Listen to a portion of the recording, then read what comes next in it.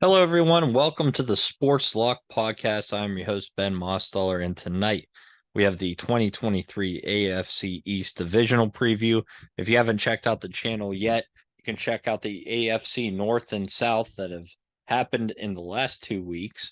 We'll do the East tonight, and then next week, finish off with the AFC West before moving on to the NFC. So if you're new to the channel, make sure to follow and subscribe at Sports Lock Podcast here on YouTube, also on Instagram, TikTok, and Twitter.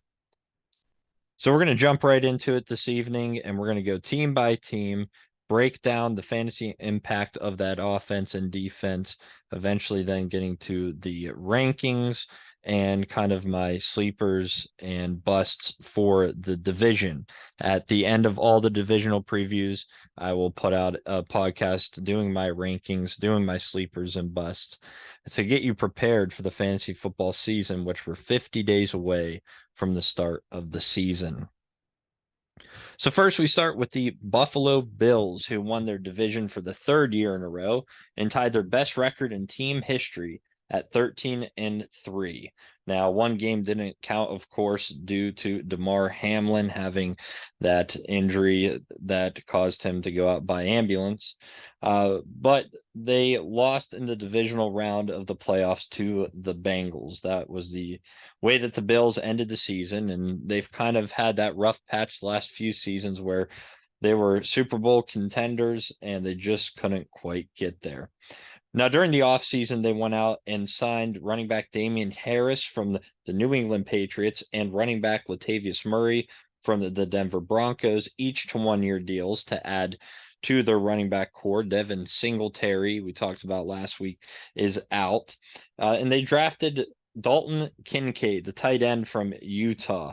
He had a combined 106 receptions and 16 touchdowns in his last 2 seasons at Utah. And he should, I believe, steal time away from Dawson Knox. He is a sleeper to kind of go off this season.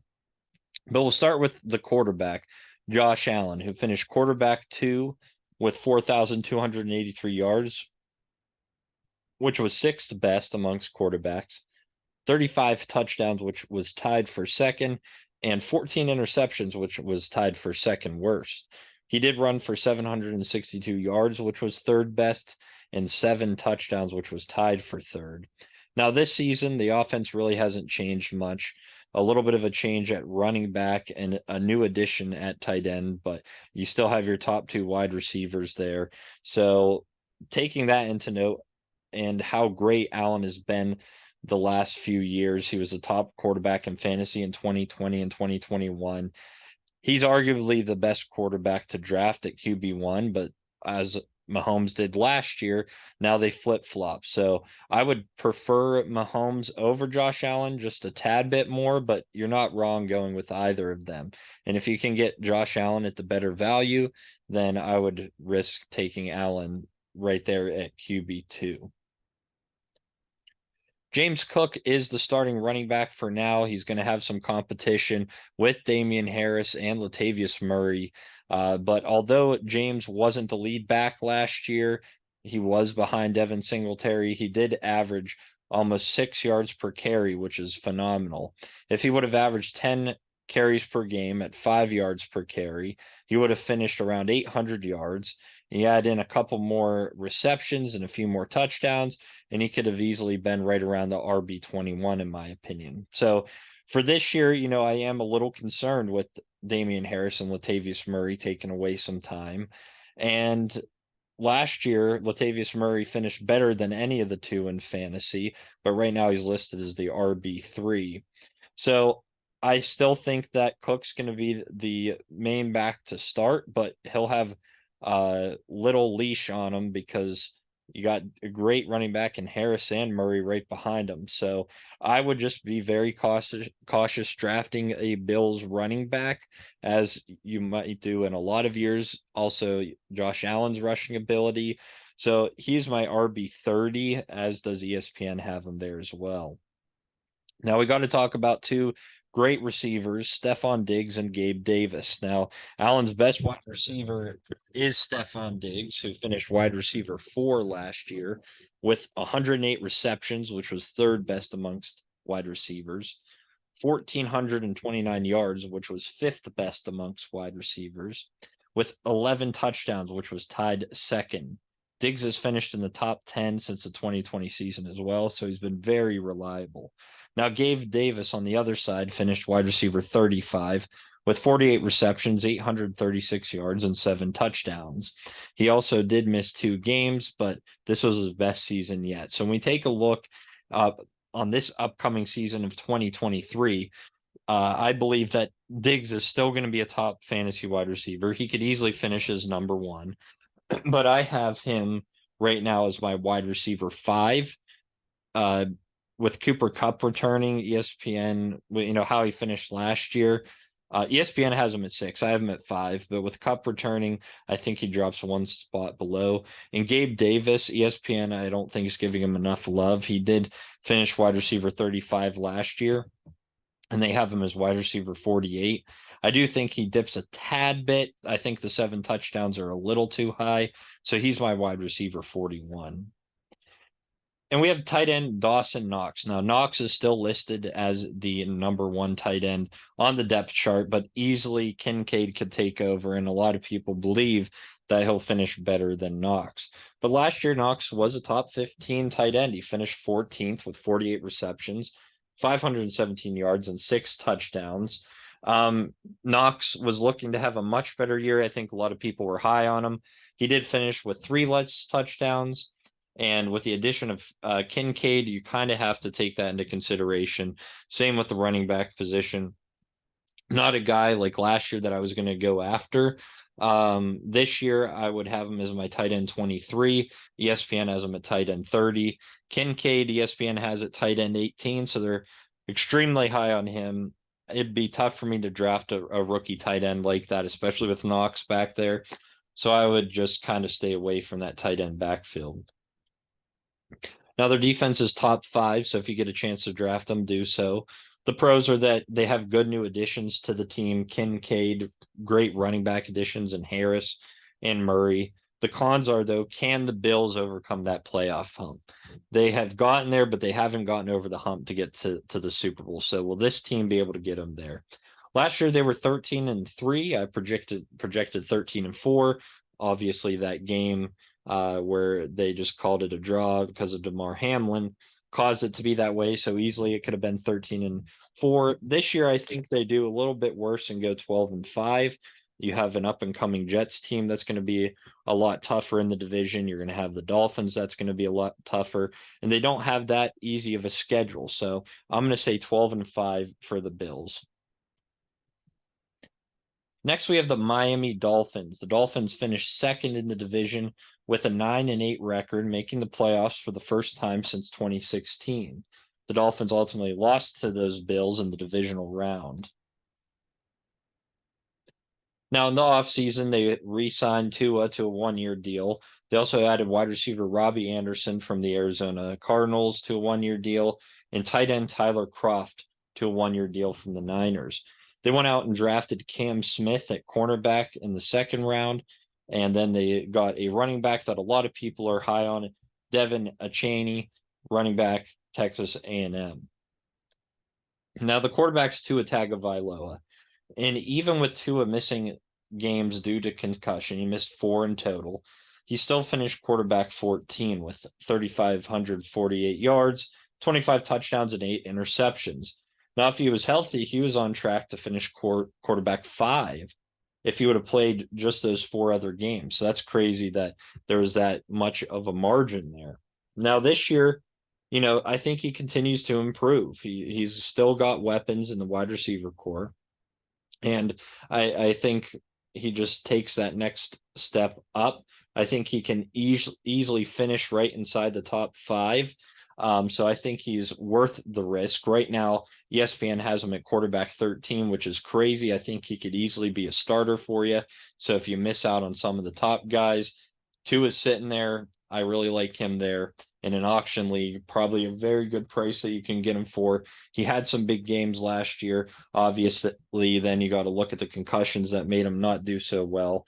Take away the concussions, easily a top 5 quarterback. He's my QB9 right now, but I probably will move him up by the end of the year, or I should say by the start of draft season in fantasy football. ESPN has him as QB 13, which I think is ridiculous. There's a lot of running backs in the backfield, and Dalvin Cook reportedly could be signing with the Dolphins by the start of the season. And if he does, he will be easily the starter. But right now, it is listed as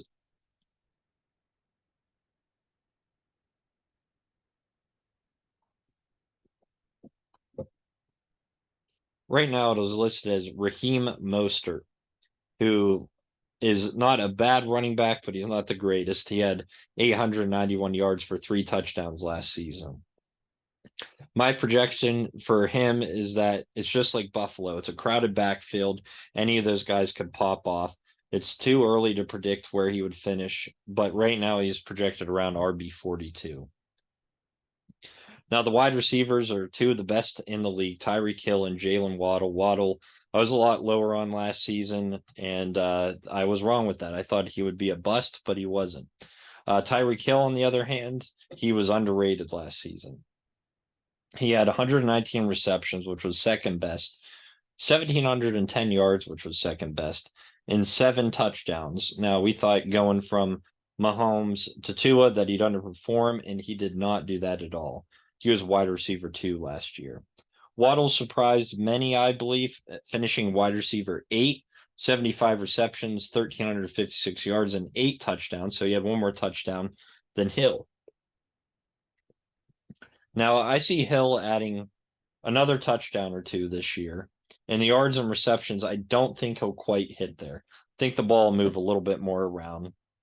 And I think with Cooper Kupp healthy, that Hill will drop to wide receiver 3, but he easily could finish as wide receiver 1. So anywhere in the top 3, I don't think you're wrong taking him. There's a lot of talent at the wide receiver position this year. It's going to go a lot earlier than the running back position in most years. A lot of guys go running back first. This might be the most wide receivers taken in a first round in a long time. So I'm going to have Hill at my 3. ESPN has him at 4. And I have Waddle at my 11, which is where ESPN has him as well. Now, the tight end is not really going to have an impact. Durham Smythe, he had 15 receptions, 129 yards, and a touchdown last year as a backup to Gesicki.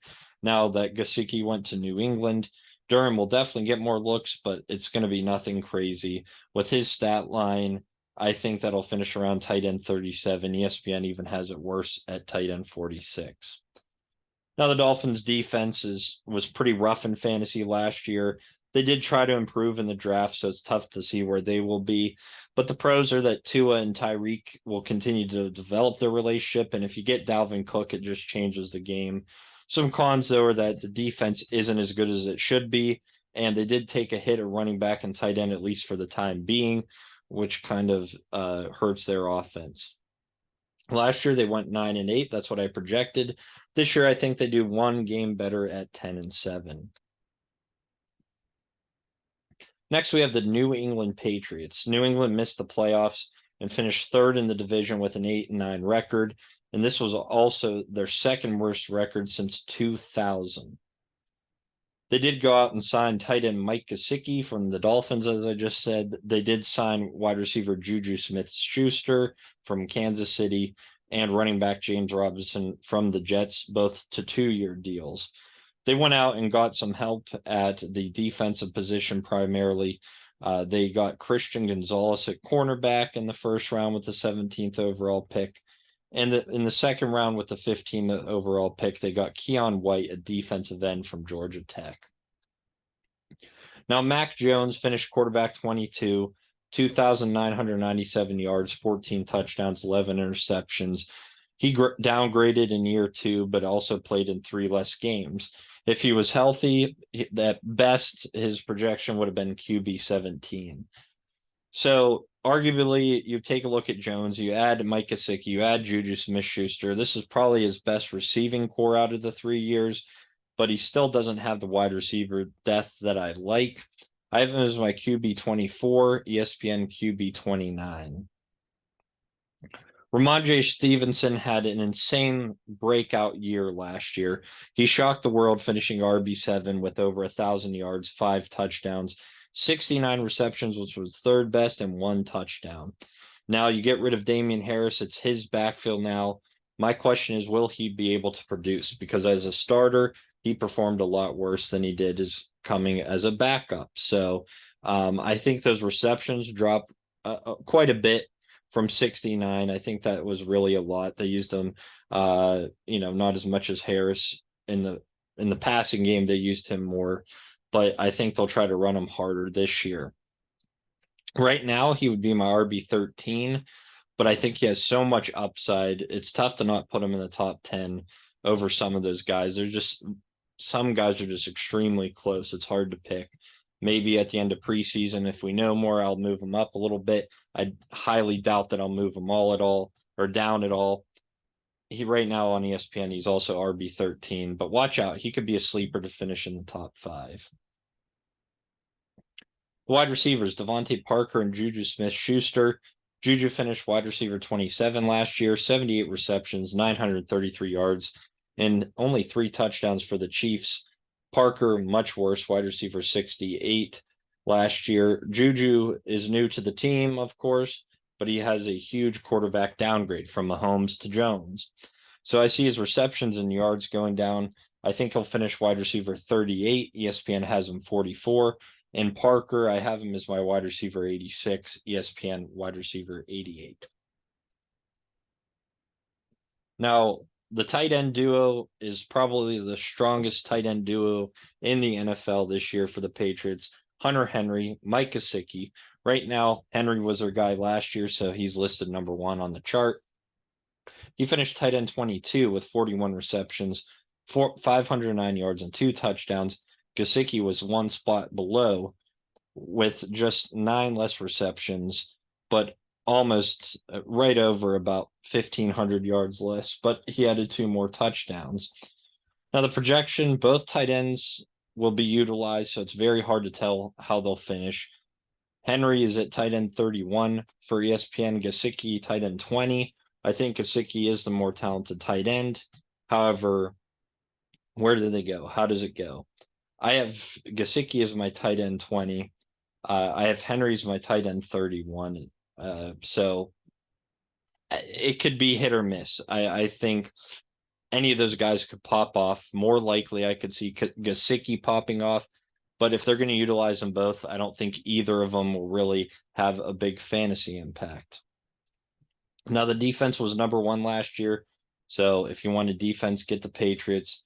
Mac Jones has a better offense around him, which is a plus for them. But the cons are, can Jones take a huge leap, which he hasn't done so, to be able to win more games for the Patriots? I think they go 1 game worse this year. I have them at 7-10. Last year, they were 8-9. I projected 7-10. Lastly, we have the New York Jets. The Jets finished 7-10 and last in the division, but this was their second best record since 2015. This year, of course, the big move is trading for Aaron Jones, the Hall of Famer, future Hall of Famer, MVP Aaron Jones. And they added a lot of additions from Green Bay, including Alan Iverson, Alan Lazard. Iverson would be crazy to add on to that team. But anyways, Alan Lazard, wide receiver Randall Cobb, signed both of them, as well as safety Adrian Amos from Green Bay. And they went out and got Mecole Hardman from Kansas City to a 1-year deal. So they're really revamping this offense for Aaron Rodgers. They went out and drafted Will McDonald, an outside linebacker from Iowa State, with the 15th overall pick. In the second round, they went with the center Joe Tippmann from Wisconsin. Aaron Rodgers, MVP Aaron Rodgers, is now a Jet. Last year, he went quarterback 12, over 3,695 yards, 26 touchdowns, and 12 interceptions. 18 season with the Packers, and he leaves. So how's he going to do this year? Well, if you look at his stats, he's actually slowly declined with age. And although he has a good team around him, I think that age is going to get to him a little bit. So ESPN has him QB 14. I think he'll be the QB 16. Running back Breece Hall just put on the PUP list, the PUP list today, and can return at any time during the training camp and preseason. He was only able to play in 7 games due to injury, but still racked in 5 total touchdowns. He was on pace, if he was healthy, to finish RB5. Now, it's really tough to put him really high due to coming back from his injury, but he has such a huge ceiling. But he is a risk. I would take that risk, though, on him. I think he's my RB8. ESPN has him RB10. You might be able to swap him and Ramondre Stevenson depending on how the preseason goes and where he is, because I think Ramondre has that upside as well. But Breece Hall, the sky's the limit this season. Now we get to the wide receivers, which are really exciting. Garrett Wilson, Allen Lazard, Mecole Hardman, Corey Davis, Randall Cobb, and as of now, Denzel Mims, but there's talk that they will drop him from the team. So we're going to focus in on Wilson and Allen Lazard because those will be the 2 main fantasy relevant guys. Wilson finished, wide receiver 21. I don't know why I had QB 21 in here, but Wilson finished wide receiver 21 with some of the worst quarterbacks to throw to him. Think of Zach Wilson. He racked in 83 receptions, over 1,100 yards, and 4 touchdowns. Lazard finished wide receiver 34, 60 receptions, 788 yards, and 6 touchdowns. Garrett Wilson can turn into the next Davante Adams this season, finishing wide receiver 21 with arguably one of the worst quarterbacks in the league. And now you add the MVP caliber Aaron Rodgers to the team. The sky's the limit. He could easily finish top 5. He's a huge sleeper to do so. But ESPN sees that as well. They have him as wide receiver 10, and that's where I have him. Allen Lazard, I'm a little bit higher on. I have him as my wide receiver 43, ESPN wide receiver 50. Tyler Conklin is an underrated tight end that they have and should get a better stat line here this season with Aaron Rodgers, of course. Last year he was the tight end 16, 58 receptions, 552 yards, and 3 touchdowns. He's a sleeper of mine, but when you take a look at all the tight ends, I have him as my tight end 16, ESPN tight end 23, but I think he could finish closer to the top 10. Now, the defense is just average. Some pros to the team. They improved the offense with Aaron Rodgers and, of course, his new weapons. This team can go off. They could easily win the division. But the cons are, can the defense step up enough to help Aaron Rodgers win some of these games? Last year, they were 7-10. I projected 3-14, so I was under on what the Jets could do. But this season, I think they make a huge jump. They come second in the division at 11-6, but ultimately give the Bills a fight to win that division.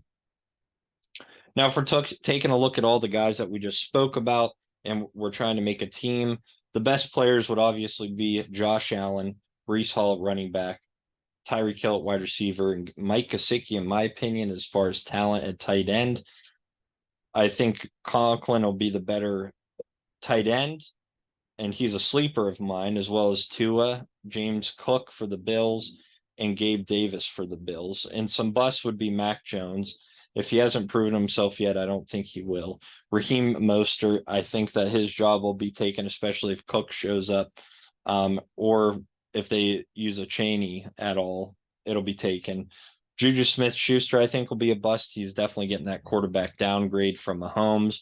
And lastly, Dawson Knox is a bust because I believe that Kincaid will take over a lot of his receptions. And finally, the standings: Bills first, 12-5. Jets 1 game below that. The Dolphins 1 game below that at 10-7. And finally, the Patriots, with the only losing record in that division, at 7-10. That's all for the divisional previews. I hope that you appreciate this one tonight. Next week, we are going to have the AFC West to wrap up the AFC before moving on to the NFC North. So make sure you check that out. Tonight, the podcast, I'll admit, wasn't that great. My voice is a little scratchy. But check out my other podcasts. They really come in handy. And when it comes down time to it, when my rankings come out, that's really where you're going to get the help, as well as the sleepers and busts. So make sure you're following me. I post on my social media accounts at Sports Luck Podcast on Instagram, TikTok, YouTube, and Twitter. I will be coming out with more TikToks here in the future. So make sure to jump on that, follow me on that account. So I hope you guys enjoyed. I hope you guys enjoy your week, and I'll see you next week for the AFC West preview.